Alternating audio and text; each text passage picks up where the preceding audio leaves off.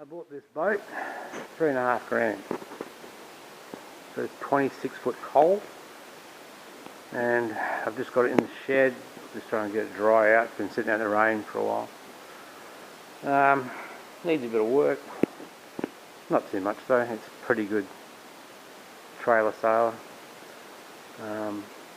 Just a bit of up top, probably respray it, get all the chrome off it, and just polish back up and get it back on. It should be good. Trailer's okay. The keel is jammed. That's just another. I'll get to that when I get to it. I just thought I'd start this bit of a video, and this is the beginning, and I'll see how far I get and what it looks like at the end. So I picked this boat up. Get a bit closer. It's a 26-foot coal trailer sailor, so with a swing keel. Okay, paid $3,500 for it. So, you know, I've been through it. There's not, the top of it needs to be resprayed because it's gone a bit creamy from just being out in the sun and the weather. Apart from that, just tidy it up, put it in the water. The motor, I suppose, yeah. Put a new motor in it. It didn't have a motor in it, so I've just gone from scratch and bought something out of Gumtree for $1,000. Picked up a Kubota motor for $1,000 with a Hertz gearbox attached to it. So again, what's that? 4.5. I reckon I'll probably get, maybe by the time I'm finished, painted and all the bits and pieces, about $10,000, which would be a good cheap bit of gear. So the main reason why I bought a trailer sailor was, one, I didn't want to have to work on it. I didn't want a mooring, didn't want in a marina, didn't want any sort of pens, not only because of the fees, but the hassle of, say for example, that you want to work on it, you've got to take all your crap down there, and you forget something, you got to go all the way home. And so this is perfect. I just bang it in my shed. All my tools are here. I can close the shed, leave it for a month, doesn't matter. So that was, and then another point too, I suppose, if I want to go, say something to the Brollis Island, something like that in off of Geraldton, I can just tow it. It takes me about 3-4 hours to tow it to Geraldton, launch it, do the Brollis, and then put it back on the trailer and come home. It just makes a lot of sense to me. Eventually maybe I'll get bigger, but I don't see it.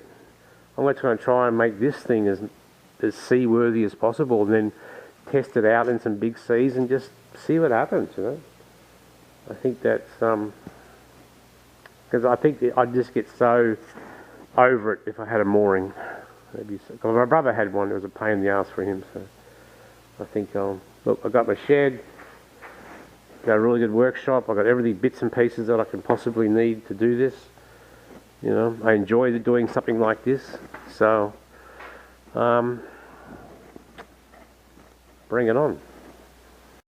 Stuff on the deck. This video will help me when I put it back together again, so I can know where all the bits and pieces go. So that was about the only rule. I ripped that off because it's all rotten, but that's about the only thing as far as what I've got to do as far as the woodwork and stuff I've got to go. All these railings got to come off because it's a bit wet underneath the poles because it's been leaking, so I'll get them all off, dry it all out, seal it back up and put them back on. I'll get a chance to polish them right back up again. Look good. It's got 4 winches, which is good. It's a good solid railing. Back here, here's the controls. I think there's a bit of, this is a bit squishy, so I think it's separated there. Something to deal with. There's the keel. It's solid. I've already tried to use that jack and the sledgehammer to move it. It's not moving. So when I get this thing off the trailer and on some stands, then I'll attack it from underneath. Pretty simple boat, really. It's got in there,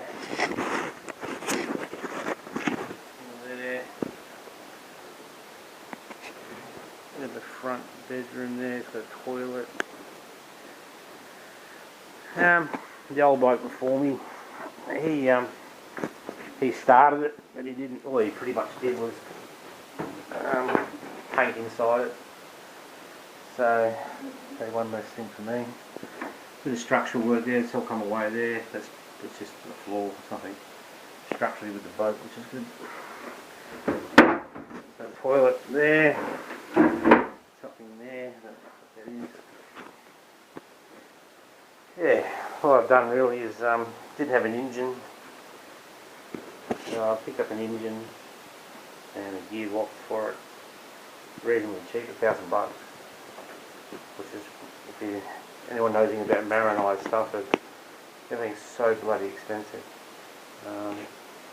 There's the wiring, I'll get to that, clean it all up.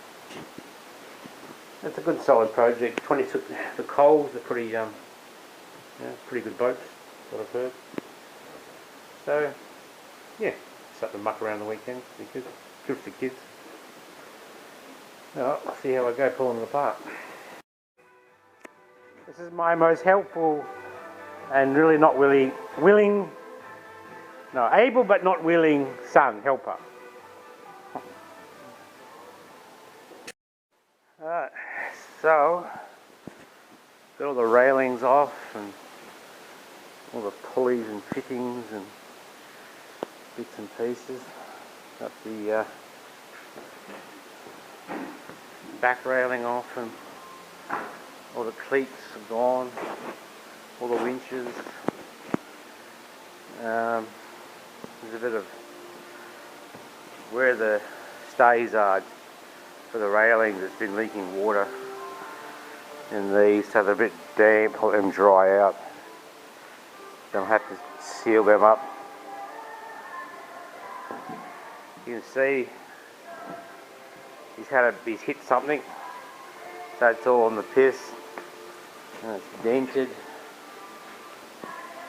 So I'm going to try and straighten that up now before I take it off. Should be okay. Okay, so I rigged up my car with the winch and just yanked on it. I got the jack, straightened up the two bars. They've got kinks in them, but they're straight. And now I've just reefed on that. Still not exactly straight, but yeah, I think I'm going to rip it out of the front of the boat if I keep going. So I think that will have to do. So these little pieces, these are for the mounts, for the poles, for the railing on the side of the boat. They have these little pieces of wood that sit there as a bit more strength, I suppose, make it a bit higher. But they're all still wet. It's rotten. So I'll change them as well. Same there and there. Okay, so I just picked up this coupling. This is the old coupling. I've got a friend of mine to machine it down. So it's got the right ring on it now. So now it fits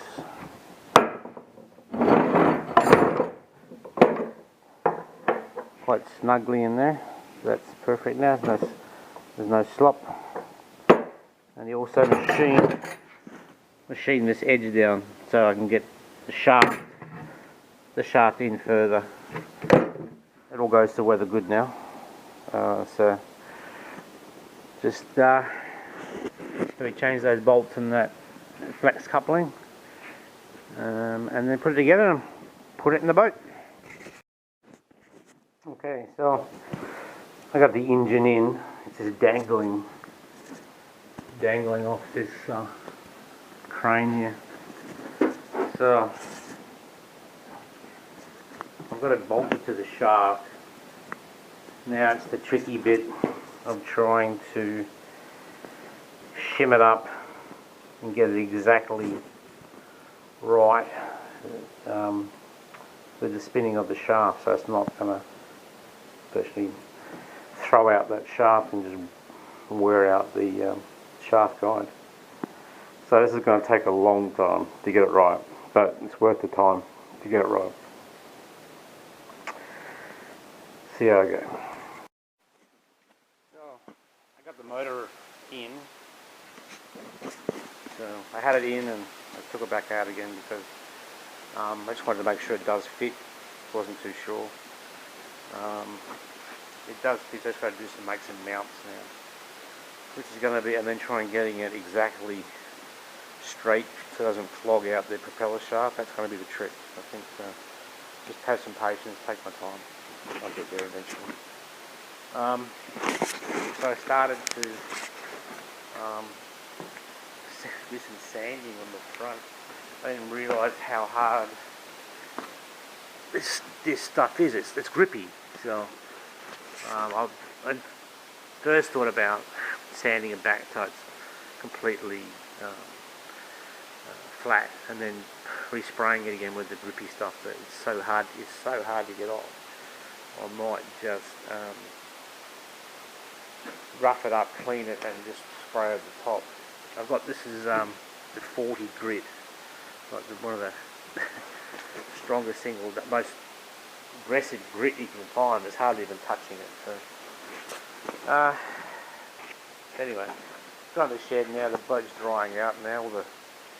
It's sitting out in the rain for so long, and now all the wood's drying out. So you can see structurally it's fine. Just needs a good clean. A few patches here and there, and then paint it, and it should be good to go. I've got something else to show you there. Okay, so the other dilemma I had was that you can see the big drawbar here. That sits directly under the keel. So I'll just shine some light in there so you can see if you can. So that's sitting directly on the keel. So the keel is stuck. So what I've done, I've cut away all these brackets here, so I can get that. I can get this middle beam out. But when I took jacked it up and put the weight on these side bits, it just collapsed. You can just see it's all just collapsed away. So it looks like I'm going to have to reinforce all of that first before I get that middle beam out.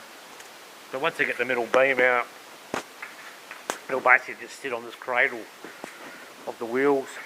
I'll be able to get to the keel, unstick the keel, and do all the work of patching up underneath. Some of those brackets have actually made some dents in the bottom of the hull. So I'll have a good look at that, make sure it's not leaking, do any glassing that I have to. And then I'll just probably refigure the trailer again so it doesn't do that again. So I probably might just weld that drawbar on the end. Anyway, that's a job way down the track. So, as you can see, it was totally rusted, and it's like, you know, some of it was held on by araldite. It was, you can see this. Yeah. So I've cut the whole beam out. This bit of angle here is really good, so I'll just get rid of everything else and just flip the angle line over, weld it back together, be nice and solid. Start again. Okay, so I managed to change that beam. This one here, put some different struts and supported it.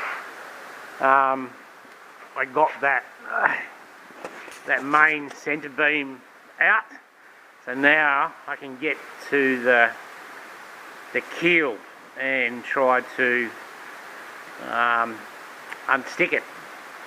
I had a look yesterday, which I didn't know. The actual keel is a piece of steel wrapped in a bit of fiberglass. I didn't realise, I thought it was just plywood, but and there's a big hunk of steel down the bottom. There's maybe a ballast or